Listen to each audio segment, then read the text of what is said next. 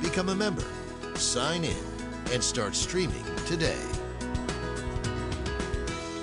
It's time to get to our very favorite part of the show, Disgrace of the Week. As always, Ms. Calhoun, please start us off. Well, we are looking at a bad summer right now in Denver, 8 homicides in 8 days. But despite what Patrick Neville says, this is not the summer of violence, because even the summer of violence back in '93 wasn't as violent. Let's have everyone actually pay attention to real history. We're in trouble now because we haven't. David. The people who destroyed the statue of Frederick Douglass in his hometown in Rochester, New York, the people who destroyed the Elk statue in downtown Portland, the people who vandalized the memorial to the Armenian victims of the Armenian genocide at the Colorado State Capitol. It's the same old playbook from Chairman Mao's Cultural Revolution. Destroy all the old habits, old thoughts, old customs, old culture, old ideas, and that's the classic totalitarian Marxist attempt to destroy a culture's memory of itself so that they can impose their utopian evil. Penn. Greenwood Village City Council, pay attention and you know, get a sense of not just your constituents, but what's going on around you before you take this sort of political action that you know is going to make you a lightning rod. Joey.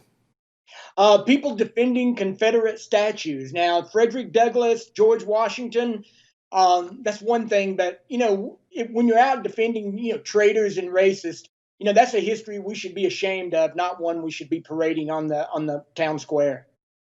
Time to say something nice rather quickly. Patty. The White House, and I'll never be able to do this again, because at a press briefing this week, the press secretary admitted that the Armenian massacre was a genocide in referencing our statue. David. Ms. Patricia Calhoun, it has been such a blessing for me to be able, for the last 22 years, to be able to hang out with her every week, this titan of Denver journalism. And it's, Patty, it's great to see you in 3 dimensions again. Here, here. Penn. Jenna Griswold, you know, to the extent there's controversy over mail-in ballots, Colorado's elections were flawless again, and I'm glad to see she's become a national leader in terms of speaking out about the strength and the fairness of mail-in balloting. Joey. State Highway Director Shoshana Liu, she continues to impress me on many fronts. This week, she announced the Safer Main Street project, which will take state, federal, and local money and put it into curbing pedestrian and cyclist deaths. And I think that's smart thinking, and I appreciate her work on that. And I certainly want to, one more, say something nice about my Uncle Richard. It's his birthday today. All these birthdays are landing right on the days of taping. Happy birthday, Uncle Richard Rotolo. It's good from your favorite nephew.